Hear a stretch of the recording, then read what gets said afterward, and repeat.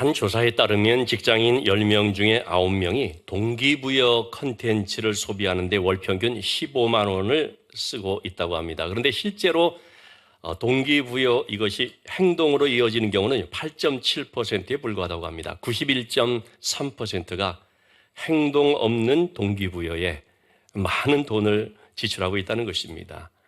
동기부여 영상을 보면 여러분 어떻습니까? 뭔가 다른 삶이 펼쳐질 것처럼 기대감이 있습니다. 그런데 다음날 아침에 일어나면 그런 전날의 기대는 또 온데간데 없고 여전히 무거운 피곤함만이 가득한 일상을 살게 되는 것이죠.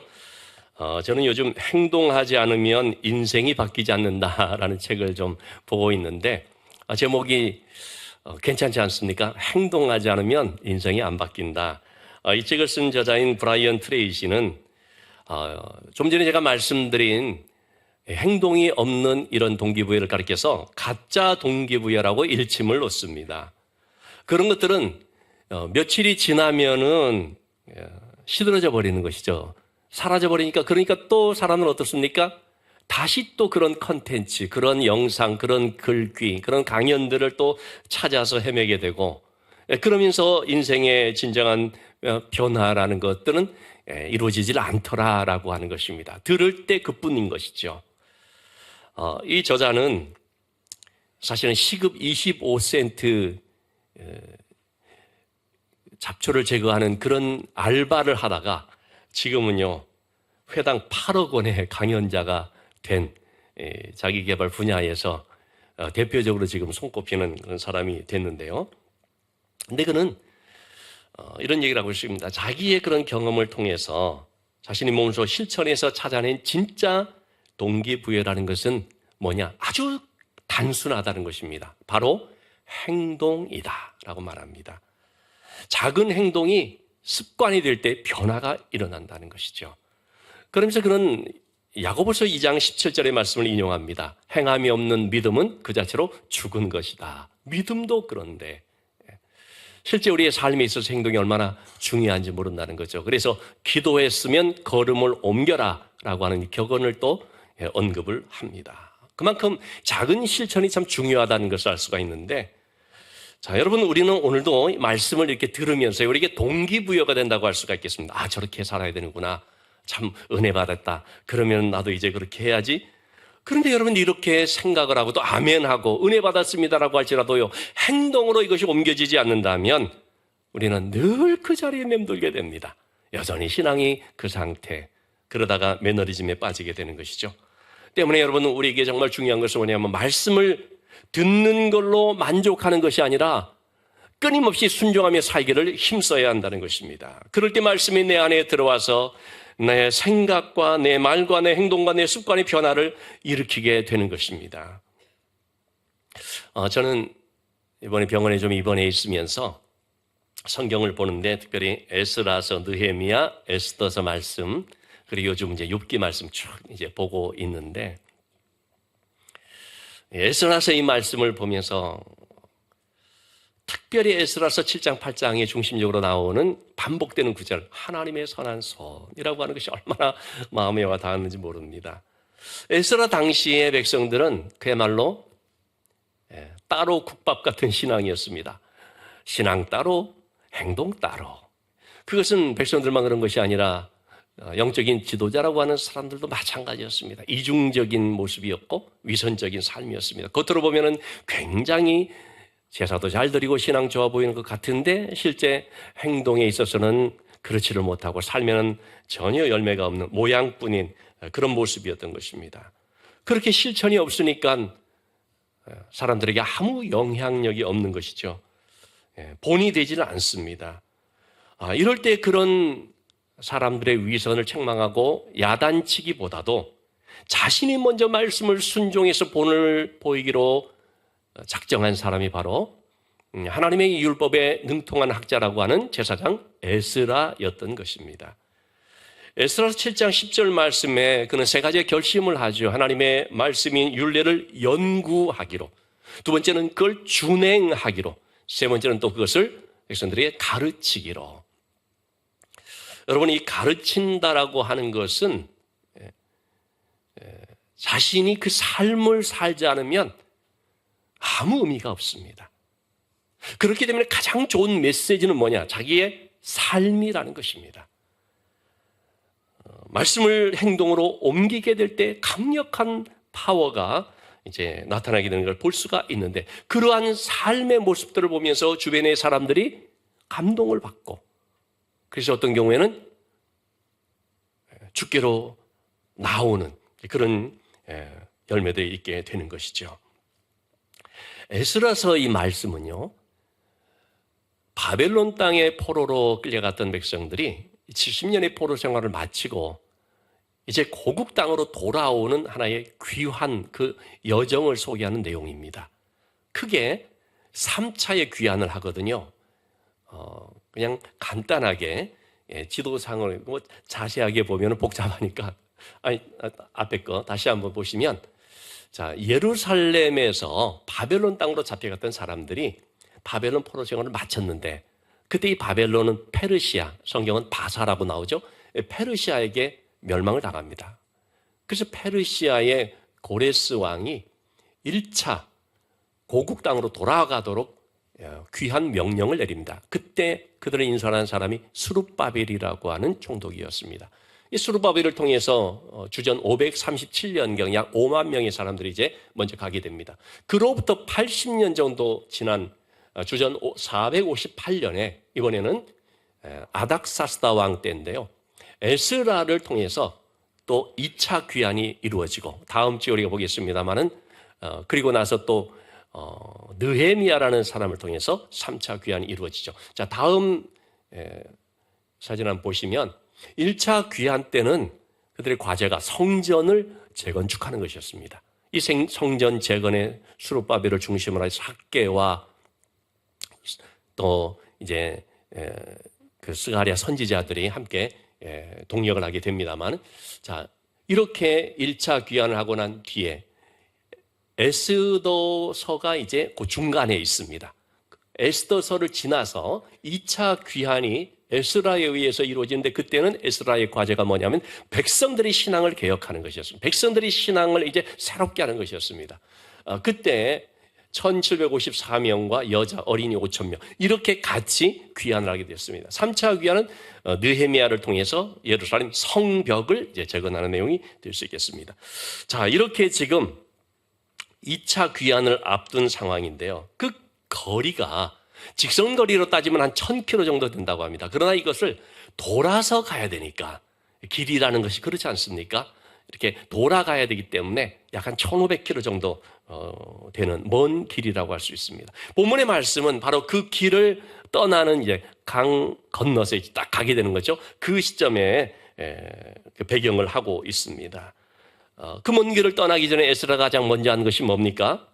기도하는 것이었습니다. 21절의 말씀을 보니까, 그때 내가 아하와 강가에서 금식을 선포하고, 그리고 스스로 겸비하여서 우리 어린아이의 모든 소유를 위하여 평탄한 길을 그에게 간구하였으니, 금식이라고 하는 말은 하나님께 집중하는 것을 말합니다. 스스로 겸비했다라는 것은 전적으로 하나님만을 의지한다는 뜻입니다. 간구한다는 것은 하나님을 절대적으로 신뢰한다는 것을 말합니다. 이렇게 하나님 앞에 기도하면서 이제 출발하게 되는 것입니다. 여러분, 당시에는 그 행로 가운데 보면은요, 길목을 지키고 있는 약탈자들, 도적대들이 막 있었습니다. 그러니까 먼 길을 가게 된다니 할 때는요, 그런 위험을 이제 무릅쓰고 가게 되는 것이죠. 더군다나 지금 이 에스라와 그 백성들, 일행들이 갖고 가고 있는 것이 있는데, 그게 뭐냐면 25절에서 27절의 말씀 보니까요, 하나님의 성전에 드려졌던 기물들, 그릇들인데요, 은, 금 그릇들. 은이 650달란트, 은그릇 100달란트, 금이 100달란트, 금잔이 20개, 보배로운 놋그릇이 2개. 지금 시세로 따지면 뭐 엄청난 금액이라고 합니다. 어쨌든 이와 같은 굉장한 금은 보화들을 가지고 가고 있는데, 사실은 이것들은 뭐냐면 바벨론 왕 느부갓네살이 다니엘서 1장 1절에 나오죠. 예루살렘으로 쳐들어와 가지고 예루살렘 성전에 있었던 그 귀한 그릇들을 탈취해 갔던 것들입니다. 그걸 가지고 바벨론 창고에서 딱 쌓아두고 있었는데 바벨론이 페르시아에게 망했지 않습니까? 그래서 이 페르시아의 당시 아닥사스다 왕이 이 가져온 이 탈취물들을 에스라가 고국 땅 예루살렘으로 성전으로 또 돌아가기 때문에 이제 그 훔쳐왔던 것들을 다 그대로 갖고 가서 원위치시켜라. 너희들 예루살렘 성전에다가 그대로 갖다 놓으라. 이렇게 준 것입니다. 참 굉장한 거죠. 이거를 이 왕이 이건 내 거야 하고 차지해버리는 것이 아니라 이건 너희들 거니까 다시 제자리에 갖다 놔라 한 것입니다. 자, 근데 여러분, 이런 엄청난 보화들을 갖고 간다는 소문이 나겠습니까? 안 나겠습니까? 금방 퍼져나가죠. 정보가 퍼져나가겠죠. 그러면은 길목을 지키고 있는 이런 약탈자, 도둑들이 어떻겠습니까? 야, 이들이 어느 길로 오나? 이거 탈취해야겠다. 그러지 않겠습니까? 굉장히 위험한 길입니다. 그런데 그들을 도울 수 있는 군사, 보병, 마병 이런 군사들은요 단 한 명도 없습니다. 그렇기 때문에 에스라는 하나님께서 안전을 지켜주시고 평탄하게 잘 도착할 수 있도록 기도하지 않으면 안 되었던 것입니다. 얼마나 절박한 심정으로 간절하게 기도했겠습니까? 그러나 여러분, 여기서 한 가지 우리가 좀 짚고 갈 수 있는 사실이 있는데요. 그 뭐냐면 에스라는요 왕에게 도움을 구하려고 한다면 얼마든지 도움을 받을 수 있는 그런 사람이었다는 것입니다. 에스라서 7장 6절의 말씀은 이렇게 말해주고 있습니다. 하나님께서 에스라를 도우셨기 때문에 여호와 하나님의 도우심을 입음으로 인하여서 이 에스라는요 왕에게 구하는 것은 다 받는 사람이었다라는 거죠. 그만큼 왕에게 신임을 받고 있었고 신뢰 관계를 갖고 있었고 좋은 관계를 가지고 있었습니다.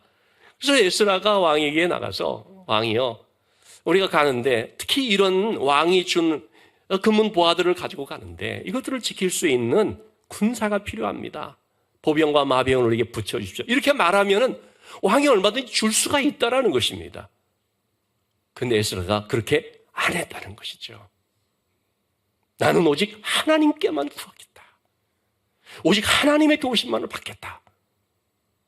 그런 결단한 것입니다. 왜 그랬는가? 배경이 좀 있습니다. 그것은 22절 말씀, 오늘 읽은 말씀.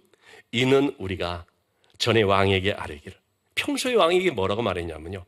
우리 하나님의 손은 자기를 찾는 자들을 모든 자에게 선을 베푸시는 손입니다. 우리 하나님은 하나님의 그 백성들과 함께 하셔서 선을 베푸시는 분입니다.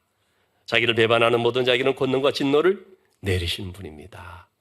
이렇게 말을 했기 때문에 길에서 적군을 막고 우리를 도울 보병과 마병을 왕에게 구한다는 것은 참 부끄러운 일이 된다라는 거죠.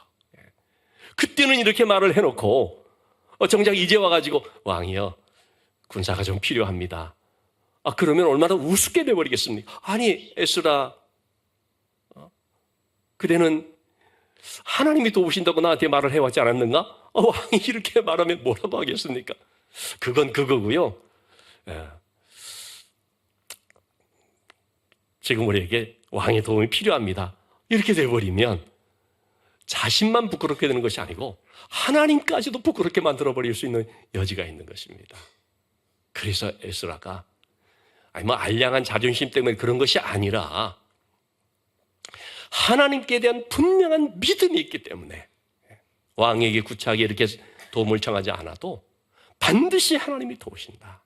정말 하나님은 하나님의 그 백성들과 선한 손으로 함께 하신다는 확신이 있기 때문에 그래서 그는 왕에게 말하지 않고 하나님께 도움을 구하는 것입니다. 여러분 물론 우리가 살아가면서 어떤 행정적인 도움, 군사적인 도움, 필요에 따라서 어떤 사람들의 도움을 받을 수도 있습니다. 그게 잘못된 거 아닙니다. 그건 믿음이 없는 것이라고 딱 잘라 말할 수도 없습니다. 형편에 따라서 하나님이 보내주시는 도움의 손길들이 얼마나 있을 수가 있습니다. 그런데 지금 이 상황, 에스라가 처한 이 상황에서는 에스라가 내가 왕에게 도움을 구하지 않고 반드시 하나님께만 구하며 나가겠다. 믿음의 도전을 했다는 것입니다. 왜 그렇게 해야 했을까? 중요한 이유가 있다고 하겠죠. 여러분, 왕의 도움을 받으면 좋지요. 그러나 결과는 어떻게 됩니까? 왕이 도왔다. 왕에게 은혜 입었다. 저 왕이 우리를 잘 봐줘서 우리를 안전하게 도착했다. 그게 결론이 돼버립니다. 그래서 어떻게 되겠습니까? 그 다음부터도 왕에게 잘 보여야지. 계속해서 왕의 도움을 받아야지. 그러면 여러분, 하나님이 설 자리가 전혀 없습니다. 어떤 하나님의 역사를 체험할 기회도 없는 것입니다. 왜? 사람이 다 도와줘 버렸는데요. 그러나 하나님에게 도움을 구해서 하나님의 응답을 받고 일들이 이루어질 때 어떤 결과가 있습니까? 하나님은 살아계시다. 하나님의 능력이 이렇게 나타난다. 얼마나 하나님이 우리를 사랑하시는가. 이거를 깊이 깨닫게 되는 것입니다. 여러분, 우리에게는 이런 신앙적인 도전이 필요합니다. 왜 하나님의 은혜를 구하면서 체험해야 되느냐? 그걸 통해서 내 자신이 믿음이 더 성장할 뿐만 아니라 믿지 않는 사람들에게도 분명하게 보여줄 수가 있기 때문이죠. 하나님 살아계시다. 내가 굳이 말하지 않아도 주변에 있는 사람들이 알거든요. 너의 하나님은 정말 살아계시다. 하나님 진짜 있네. 하나님 정말 도우시네. 여러분, 이와 같은 것들이 뭡니까? 하나님의 영광을 나타내는 거거든요. 에스라는 바로 그 하나님의 영광이 나타나기를 원했던 것입니다. 그래서 그는 하나님만 의지하기를 결단하고 금식 기도를 했는데, 그것은 한마디로 하나님만을 의지한다는 믿음의 선언이었고, 내가 하나님 외에는 다른 어떤 것을 붙잡지 않는다고 하는 단호한 결단이었던 것입니다. 여러분, 그럴 때 하나님이 역사하시는 것이죠. 그럴 때 하나님이 어떻게 도우시는지 분명하게 나타나게 되죠. 제가 한 책을 요즘 보고 있는데, 하나님의 기쁨을 위하여 살자라고 하는 그 책입니다. 여기에 우리 선배 목사님이 김동호 목사님의 그 일화가 소개가 되어 있었습니다. 이분이 코스타라고 하는 유학생들이 집회에서 했던 그 내용인데, 어느 날 자기가 존경하고 의지하는 한 목사님이 계신데 설교 중에 쓰러졌다는 소식을 들었다는 것입니다. 저는 이제 그분이 누군지를 잘 압니다. 그 김동호 목사님을 키우고 목회적으로도 참 스승격을 하신 그 청량리 중앙교회를 담임하셨던 목사님이십니다. 저희도 학교 다닐 때도 목회 실습을 가르치던 분인데, 어쨌든 그 목사님은 김동호 목사님에게 은사와 같은 분입니다. 근데 그 목사님이 쓰러졌다는 얘기를 듣는 순간 이 김동호 목사님이 기도를 하는데, 뭐라고 기도를 했냐면, 하나님, 그분 돌아가시면 안 됩니다. 앞으로 10년 더 살아계셔야 됩니다. 그래야 나도 도움도 받고 나를 이끌어줄 수 있고 그렇습니다. 이렇게 기도를 하다가 그 순간 자신이 하나님보다도 그 목사님을 더 의지하고 있다는 사실을 깨닫게 된 것입니다. 아주 소스라치게 놀란 것이죠. 내가 지금 하나님을 믿는 거야? 그 목사님을 믿는 거야? 그래서 회개 기도가 나왔다고 합니다. 하나님보다도 그분을 더 의지하면서 살고 있었습니다. 잘못했습니다 하는 것이죠. 오늘 제가 그 줄을 끊겠습니다. 앞으로는 하나님만 붙잡고 믿고 살겠습니다 라고 고백했다는 것입니다. 그러면서 하는 말이, 많은 사람들이 자기처럼 하나님을 믿는다면서 사실은 사람을 의지하는 줄을 붙잡고 있다라고 합니다. 에스라도 그렇습니다. 내가 왕이라는 줄을 붙잡을 수 있죠. 그러나 붙잡지 않겠다는 것입니다. 오직 하나님만을 붙들겠다는 거죠. 하나님만을 의지하며 살기를 결단하는 기도를 한 것입니다. 자, 그러자 어떻게 됐습니까? 23절 말씀에, 자, 금식하며 하나님께 간구했더니 그 기도가 하나님께 상달이 되죠. 그리고 하나님께로부터 응답이 된 것입니다. 그의 응낙하심을 입었다 그랬습니다. 31절 말씀에서 이렇게 말해주고 있습니다. 그들이 드디어 예루살렘으로 도착하게 됐는데, 우리 하나님의 손이 우리를 도우사, 하나님의 손이라고 말하고 있거든요. 대적과 길에 매복한 자의 손에서 건지셨다라고 말합니다. 여러분, 이 땅에는요, 하나님의 손만 있는 것이 아니라 이 매복한 자들의 손도 있거든요. 우리를 해치려고, 우리를 넘어뜨리려고, 우리를 삼키려고 하는 그런 손들이 있는데, 우리가 하나님의 손을 의지하면 하나님은 바로 그런 자들의 손에서 우리를 건지신다는 거죠. 에스라와 백성들은 그 체험을 생생하게 한 것입니다.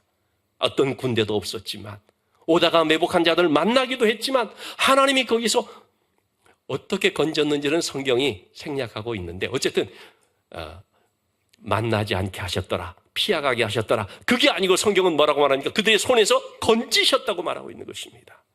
여러분, 이 세상을 살아가면서 우리가 고난을 피하게 해달라고 기도하면 응답됩니까? 안 됩니까? 절대 안 됩니다. 왜? 고난 당하게 되어 있거든요. 하나님, 저는 하나님을 사랑하니까 어떤 고난도 면하게 해주세요. 그게 통하지 않습니다. 이런 인생 사는 자체가 많은 고난의 연속이거든요. 중요한 것은 뭡니까? 그 고난을 만날 때 그것을 하나님이 이겨나갈 수 있게 해주는 거죠. 넘어갈 수 있게 지혜를 주시는 거죠. 피할 길을 주시는 것이죠. 건져주시는 것이죠. 이것이 하나님의 손길이고 하나님의 은혜라고 할 수가 있겠습니다. 에스라 7장 9절 말씀에도 그들이 4개월의 여정, 1월 1일 출발했어요. 5월 1일, 그러니까 4달 동안 긴 여정을 지내오는 동안 그 어떤 사람 하나 다치지 않고, 그 어떤 예물 하나 잃어버리지 않고 잘 도착을 할 수 있었는데, 그것을 가리켜서 하나님의 선한 손에 도우심을 입어라고 말하고 있습니다. 하나님의 보호, 하나님의 인도하심을 뜻하는 것이죠. 자, 이 과정 속에요, 또 이 아닥사스다 왕, 이방의 왕이거든요. 그는 하나님의 성전에서 성전에 드릴 것들을 풍성하게 적극적으로 제공을 해줬습니다. 이걸 보고 에스라 7장 27절 28절의 말씀인데, 에스라는 우리 조상들의 하나님 여호와를 송축할지로다 말합니다. 하나님을 찬송한다고 말합니다. 뭐라고 고백하고 있습니까? 그가 왕의 마음에 예루살렘 여호와의 성전을 아름답게 할 뜻을 두시고, 왕의 마음을 감동시키고, 또 나로 하여금 왕과 그의 보좌관들 앞과 왕의 권세에 있는 모든 방백 앞에서 은혜를 입게 하셨다. 왕에게만 은혜를 입는 것이 아니고요, 여러분, 아무리 왕이 협조해도요, 밑에 있는 사람들이 협조하지 않으면 또 어려워지죠. 왕의 마음뿐만 아니라 보좌관들, 권세자들의 마음까지도 움직여져서 에스라에게 은혜를 입게 얻게 해주셨는데, 그게 어떻게 해서 이루어졌느냐? 내 하나님 여호와의 손이 내 위에 있으므로, 하나님의 선한 손, 그것이 에스라 위에 임했기 때문입니다. 사실은 이 왕은 어떤 왕이었냐면, 에스라 4장 21절에 보면요, 그 백성들이 예루살렘 성을 좀 건축해보고자 할 때에 주변에 방해들이 많이 있었거든요. 음해하는 투서들이 왕에게 또 전달되게 됐거든요. 이들이 성을 지어서 왕을 배반하고자 한다, 뭐 이런 것에 의해서 왕이 그 공사를 중지하도록 명령했던 왕입니다. 그랬던 왕인데 이렇게 바뀌어진 거죠. 왜 그렇습니까? 하나님이 그 마음을 주관해 주시고 마음에 감동을 주셨기 때문입니다. 여러분, 이처럼 하나님은 사람들의 마음을 움직이시는, 마음을 주관해 주시는 분입니다. 이런 하나님의 일하심을 가리켜서 손이라고 표현을 했습니다. 그 손은 전적으로 하나님을 의지하는 자들 가운데 임하여서 그들의 필요를 공급하고 보호하시고 붙잡아 주시고, 나의 의로운 오른손이 너를 붙들리라 그랬지 않습니까? 붙들어 주시고 도와주시고 치료하시고, 그런 능력의 손인 것을 알 수가 있습니다. 이 손이 누구에게 함께합니까? 하나님을 기쁘시게 하는 자에게 함께합니다. 그럼 하나님을 기쁘시게 하는 사람은 어떤 사람입니까? 히브리서 11장 6절에서 분명히 말하고 있죠. 믿음이 없이는 기쁘시게 못하나니. 여러분, 믿음입니다. 이적 장로님 오늘 기도했습니다. 세상을 이기는 이김은 믿음이니라. 여러분, 이 믿음이 있을 때 하나님을 기쁘시게 할 수 있고 하나님의 은혜가 임하게 되는데, 어떤 믿음입니까? 히브리서 11장 6절은 두 가지를 말하고 있죠. 하나님이 살아계신 것. 이건 단순히 하나님이 존재한다는 뜻이 아니라 하나님이 나와 함께하는 것을 말하는 것입니다. 그리고 또한 그 하나님이 자기를 찾는 자들에게 반드시 상 주시는 분이시다라는 것. 이걸 믿어야 할지. 이게 바로 하나님을 믿는 믿음이라는 것입니다. 정말로 중요한 것은 이 믿음으로 말미암아 하나님을 기쁘게 하는 삶을 살아가는 거죠. 코리 텐붐 여사가 있습니다. 이분은 유대인들을 돕다가 온 가족들이 나치 수용소에 수감이 돼서 많은 고초를 겪고, 언니는 너무나 악한 그 간수 교도관에게 그만 죽음을 당하기도 했습니다. 나중에 이 수용소를 나온 후에 코리 여사는 그 교도관을 용서하고, 그리고 전 세계를 다니면서 복음을 전하면서 그러면서 자신의 그 고난이 사명이 되었던 아주 귀한 믿음의 전도자입니다. 그런데 그는 자기의 믿음은 아버지에게서부터 물려받은 것이다라고 얘기를 합니다. 아버지가 시계방을 운영을 했습니다. 경제적으로 힘들 때였었는데 한 부자가 아주 비싼 시계를 사러 왔습니다. 그 시계를 팔면 한동안은 자기들이 어려움이 좀 없겠다고 생각될 수 있는 상황이었습니다. 그래서 이제 시계를 아버지가 팔게 된 것이죠. 팔면서 물어본 겁니다. 어떻게 해서 이 시계를 사게 됩니까? 그랬더니 부자가 하는 말이 사실은 자기가 아끼는 시계가 하나 있었는데 고장이 나버렸다는 것입니다. 그래서 몇 군데 가서 고쳐달라고 했는데 아무도 고치지는 못했다는 거죠. 할 수 없이 이 새 시계를 사게 됐습니다. 이렇게 얘기를 한 것입니다. 그 얘기를 듣자 이 아버지가 어떻게 했을까요? 그 부자에게 고장난 시계 한번 나한테 줘보시겠습니까? 달라고 해서, 그래서 이 아버지가 그 시계를 고쳐버리고 말았습니다. 잘 돌아갑니다고 줬습니다.